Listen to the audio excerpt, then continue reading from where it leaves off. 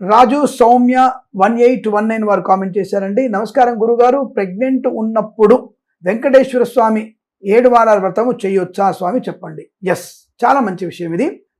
7 వారాల వ్రతం గర్భవతులు కూడా చేసుకోవచ్చును, దానికి ఎటువంటి దోషం లేదు. అక్కడేమి మీకు బీజాక్షర మంత్రాలు లేవు. ఉపనయనంలో వచ్చేటువంటి కొన్ని మంత్రాలు ఉంటాయి గర్భిణి శ్రీ వినకుండా, అవేమి లేవు. అలాగే మనకి ఈ పండు గుమ్మడికాయ కొట్టేటువంటి అవకాశం లేదు, అక్కడేం బలు లాంటివి ఇవ్వడం లేదు. కాబట్టి హాయిగా గర్భిణీ స్త్రీలు కూడా 7 వారాల వ్రతం చేసుకోవచ్చును.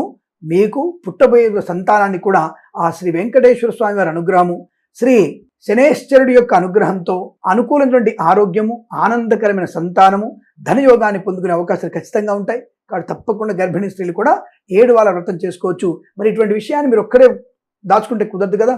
ఇది 10 మందికి షేర్ చేయాలి, లైక్ చేయాలంటే మీరు వెంటనే 10 మంది చేత సబ్స్క్రైబ్ చేయించాలి, లైక్ చేయాలి, షేర్ చేయాలనే విషయానికి మీ స్టేటస్లో పెట్టుకోవాలి. ఈ విషయాన్ని గుర్తుపెట్టుకోండి. శుభమస్తు. నమస్కారం.